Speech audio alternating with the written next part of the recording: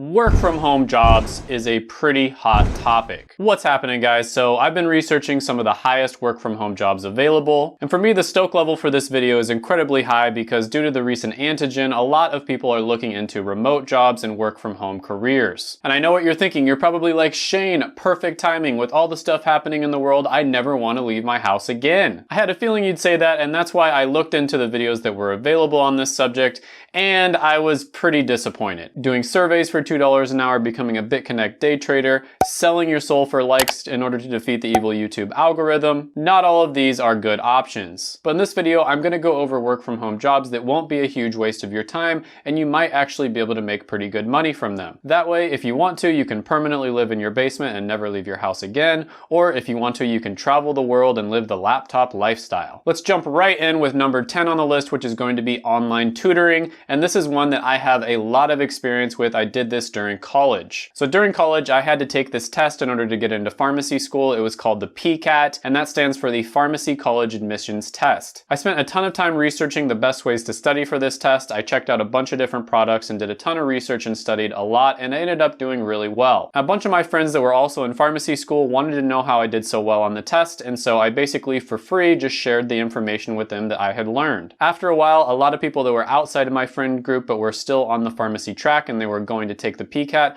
also wanted to know how I did so well on the test. So I started charging for my time, and eventually I ended up charging over $100 an hour to tell the people the right resources to use as well as the right way to study for the test. So this was a win-win situation for both parties involved because it took me hundreds of hours to figure out the best resources and how to spend time on studying for the test. And I was able to save them both the time and the money in figuring out what to study and also spending their money on a bunch of products that they didn't really need. Now there's a ton of other different examples of tests that you could tutor people on. You've got the SAT and the ACT that you take right before you graduate high school, for instance. The key here is to have specialized skills or specialized knowledge that other people want to learn from. Making cheesy references to different memes and pop culture, yeah, that's basically my only skill. But it's not just tests. You can tutor people on all kinds of different subjects. For instance, if you know English, which you probably do if you're watching this video, you can tutor people who not only want to learn English, but they want to learn the American vernacular. A lot of people want to learn this because of the fact that business is becoming so international and people want to be able to communicate with Americans. Now, there's many websites out there such as QKids or Cambly that you can get started with this sort of thing on. If you're really good at something that a lot of people aren't very good at, like say math, for instance, that's another one that you can tutor people on. And of course, all of this can be done over Skype or Zoom very easily. Number 9 on the list is going to be a support specialist, and this is going to be someone who is either a customer support specialist, answer the phone, or maybe you're even doing phone sales. Okay, so you're probably thinking that you don't want to do a job like this. Nobody grows up thinking that they want to be a customer support specialist when they grow up. But the reason that I included this one on the list is because this is one of the easier ones to actually get a job in. It's also extremely flexible and you can do it just about anywhere that you are. A good example of this is kind of this weird channel that I followed for a couple years now where this girl basically just lives out of her Toyota Yaris. She just drives all around the country in her little Toyota Yaris and she like sleeps in it and she just lives out of it. And she did one video where she talks about what she does for a living, and she was a customer support specialist. She just wakes up in the morning in her car and she just starts answering phone calls and answering emails right away. Now, obviously, most of my viewers are not going to want to live a lifestyle like she does. It's kind of weird, but this just goes to show you how flexible this type of job can be. Now, you might be thinking that these types of jobs have all been outsourced to other countries, and a lot of them have, but that's not entirely true. Many companies want Americans to do the customer support because that does end up increasing the overall customer satisfaction. Now, for number 8, the next one on the list, imagine that you're at a party, you're having a good time, someone walks up to you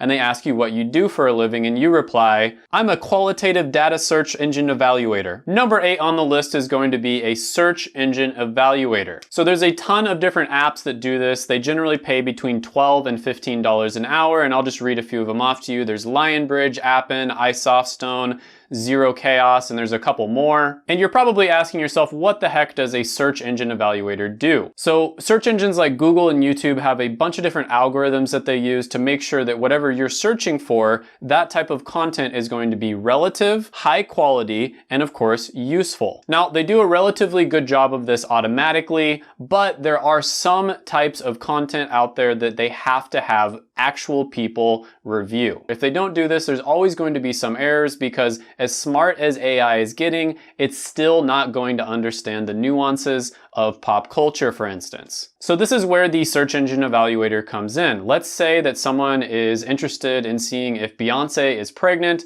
They might type into Google "Bae Preg." An algorithm is not going to automatically know what this means unless it has some level of human input. Now, most of these companies prefer hiring Americans if the algorithm is working in the United States, for instance, because we understand the nuances of pop culture and just the culture in general. Now, it's a pretty cool job, and on top of that, about 60% of the time, girls will be impressed by your job title. 60% of the time, it works every time. Next on the list is going to be finessing your way into becoming one of Mr. Beast's friends. Just kidding, but if you go in this direction, it is possible that you could work with Mr. Beast someday. Number 7 on the list is going to be a remote business-related career. So I have a lot of friends who went to business school and they got business-related degrees. And out of all the different types of degrees and careers, there's 3 that have done pretty well during this whole, quarantine pandemic thing. And those 3 are basically health careers, technology-related careers that are remote, and then business-related careers that are remote as well. Now, of course, not all types of business-related careers have done well. There are many out there that are not remote,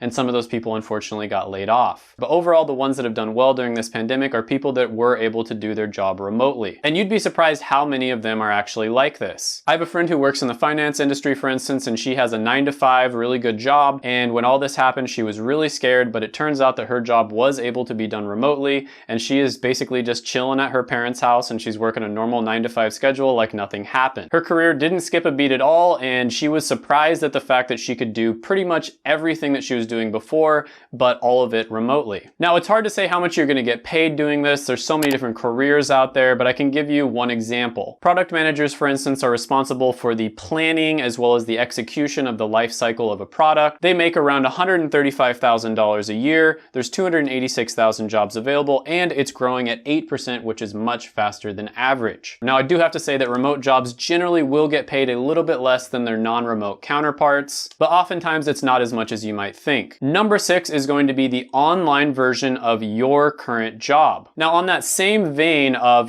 business-related careers, there's actually remote versions of a lot of different careers as well. And you're probably thinking, Shane, there's no way that I could do my career online. That's just not an option. And until recently, that was probably true, but recently jobs have become more and more location independent. And no, this doesn't involve bribing your boss, selling your kidneys, selling your kids, or selling your kids' kidneys. None of that. So take a pharmacist, for instance. So the image that you have in your head of a pharmacist is probably someone who works in a retail pharmacy, maybe a grocery store, for instance. And there's no way that that job could be done remotely, right? Actually, several friends of mine, people that I went to school with, are now pharmacists that do their entire job remotely. What they mostly do is verify prescriptions, take calls, and then call people in order to set up different, medication-related therapies. There's also a lot of opportunities out there for medication evaluations and counseling online as well. And it's definitely worth a try to talk to your boss about it. Maybe you only end up getting a few days a week out of the office, but that would still be nice as well. Number 5 on the list is going to be social media marketing and digital marketing. Now, with this one, you can expect to be paid over $25 an hour. And this is another one that's gotten really big in the last few years. Now, more and more businesses are needing to have an online presence. And what they really need is young people to create their content, do their digital marketing, as well as running ads on different platforms. Now, as you can imagine, this is of course a type of job that you can do from home. Now, there's a ton of courses online that'll charge you like $19.97 in order to teach you how to do digital marketing. I really don't recommend that you have to take up any of those courses. You can check out some free stuff here on YouTube, or you can maybe do a Skillshare course if you want something that's a little bit more packed in. And after doing that, after trying it on your own for a little bit, if it's something that you really enjoy doing, then maybe you can purchase a more expensive course. Now, many of these courses will try to teach you to do contracting, basically, where you charge the company maybe $5,000 a month in order to do their digital ads. But it's really difficult to get these types of contracts, especially when you don't know what you're doing already. So what I actually recommend is trying to become an employee for different companies and doing digital marketing as an employee. And then after that, you can try to do some freelancing on the side if you want to. Speaking of freelancing, number 4 on the list is going to be freelance work. Another great option is to do freelance freelance work on sites like Upwork. Now, this is by its nature an online job, and there's a lot of really good opportunities out there. Now, I recommend if you get into this one that you choose something that pays really well. So for instance, if you're a programmer, consider learning SQR, which makes around $170 an hour. If you're a marketer, consider learning about lead magnets, which makes around $150 an hour. If you like to make videos, consider learning about video processing, which makes over $100 an hour. Or maybe if you're a photographer, you can try to go into food photography, which makes over $95 an hour. I think you get the idea here. It's all about supply and demand. The key is to look into whatever market that you want to enter, figure out where the opportunities are, and then learn the skills that you need in order to do that specific thing that people need. You really want to specialize in one thing and don't do anything else. The biggest mistake that people make is they try to be a generalist and they're like, oh, I'll do anything related to graphic design, for instance. And that's a huge mistake because people will not value your skills. Now, freelancing is a great business model, and a lot of people do start off as freelancers and then they move on to the next business model, which I think is even better. Number 3 on the list is going to be consulting. Now, this one varies a lot, but a lot of the time you can make over $100 an hour. So like I said, a lot of people start as freelancers and they do really well there, and they get to a certain point where they have enough work that they can't really increase their income, because the only way that you can increase your income is to either work more hours or increase the price. And there's only so much that you can increase the price and still stay competitive on the market. So the business model of freelancing is basically done for you, where you do some kind of service for someone else. For consulting, the business model is done with you, where you teach someone how they can do that service themselves. Now, as you can see, this is a much more scalable business model because of the fact that you can create courses, you can create videos that teach people how to do whatever skill they're trying to learn. Now, as with freelancing, you want to specialize in something that has a lot of market value. Again, it's all about supply and demand. Number 2 on the list is going to be web development, and this one oftentimes will make over $35 an hour. Now, according to BLS, web developers are making $73,000 a year. There's 160,000 jobs available,